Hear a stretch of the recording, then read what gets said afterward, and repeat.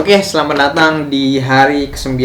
Kali ini kita bakal ngebahas tentang jenggot sama memotong bagian-bagian tubuh rambut lain selain rambut dan jenggot ya. Oke, sebelum masuk, aku pengen kenalin diri kalau aku Vero. Bagi kamu yang baru ya, aku sering kali upload di channel ini seminggu sekali seputar agar bagaimana nih kamu yang nonton nih biar menjadi seorang yang percaya diri sehingga aspek hidup lain dalam hidup kamu tuh meningkat dan berkualitas hanya dengan meningkatkan fashion kamu. Oke, itu aja, langsung kita masuk ke materinya ya. Kalau buat rambut di jenggot atau nyebutnya juga facial hair sama rambut-rambut lain kayak ketiak atau apa ya. Khususnya buat facial hair sendiri itu tuh kalau yang aku sebut di video yang sebelum tadi ya. Kalau kamu belum paham, aku saran kamu nonton lagi ya, berkembang ke sini. Kalau sudah, abaikan. Yakni kalau facial hair itu perlu balance juga biar dia menjadi atraktif ya. Dan dimana sebenarnya facial hair ini sendiri ini soal selera sih, nggak seperti rambut yang dimana kamu perlu punya rambut pasti juga. Kalau facial hair ini bisa kamu punya, bisa kamu nggak punya. Tapi kalau kamu misalkan bukan tipe yang punya facial hair kayak aku nih, yang kalaupun tumbuh itu agak kecil-kecil, nggak lebat, itu tuh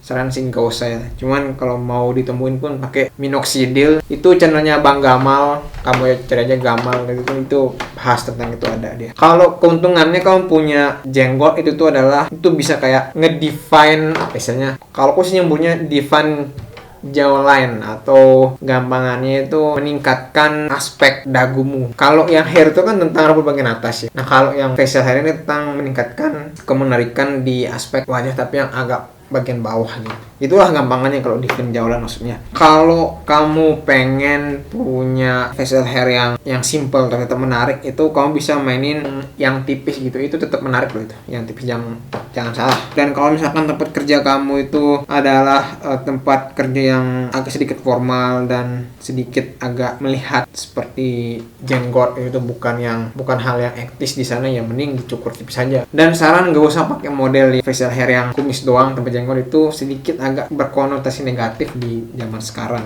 Langsung kita masuk ke bentuk-bentuk facial hair ya untuk masing-masing wajah. Untuk yang bentuknya oval itu enak sekali, bisa pakai macam-macam facial hair yang apa aja ya. Kayak sama juga kayak rambut. Nah, untuk yang bentuk wajahnya untuk kamu yang bentuk wajahnya bundar, yang kotak sama yang triangle itu persisnya sama semua, yakni samping sama bawah tuh cenderung tipis gitu. Itu buat meminimalisir bentuk yang tidak seimbang gitu. Itu aja simpel ya kalau buat yang 3 bentuk wajah ini. Nah, khusus untuk yang bentuk wajahnya tuh yang long, panjang sama narrow gitu tuh, itu disaranin bawahnya itu tuh tipis tapi sampingnya tebal, kan untuk mengakomodir bentuk wajahnya yang agak lonjong gitu, yang panjang gitu, biar berbalance aja ya. Nah, seputar facial hair ini simple sih, itu doang. Kamu bisa pilih style kamu sendiri seperti apa nantinya. Pokoknya prinsipnya seperti itu kurang lebih. Untuk rambut-rambut lain selain facial hair sama rambut, itu disaranin emang tidak semua bagian rambut selain yang dua rambut itu dicukur, kayak misalkan ketiak ataupun rambut kemaluan. Ada sedikit perbedaan di dalamnya, yang dimana aku langsung aja ya perbagian rambut itu. Untuk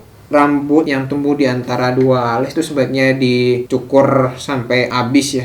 Begitu juga untuk rambut yang ada di pundak atau di punggung, itu dicukur aja. Dan juga rambut yang ada di perut, maksudnya di ini. Kalau kamu punya rambut yang dari di perut itu yang bulat itu ke bawah sampai sebelum kemaluan itu dipotong. Disarankan saya emang pakai waxing ya untuk memperlambat tumbuhnya. Oke, buat yang rambut ketiak, rambut kemaluan, hidung sama telinga, itu tuh emang bener-bener ini sih dipotong ya, bukan dicukur gundul bersih gitu, tapi dipotong aja sampai tipis gitu ya, tipis tadinya dipotong tipis gitu. Buat yang rambut di kaki, di tangan sama di dada itu lebih fleksibel, kamu bisa trim kalau mau, kalau nggak juga nggak apa-apa, karena ingat perempuan akan menotis hal-hal seperti ini gitu, karena emang perempuan lebih terbiasa ya sama penampilan. Oke, aku recap lagi ya. Untuk mempermudah kamu juga untuk belajar proses transformasi diri, salah satunya tentang ngebahas rambut. Itu kamu bisa berdiskusi dengan teman-teman yang ada di komunitas Women's Lab ya.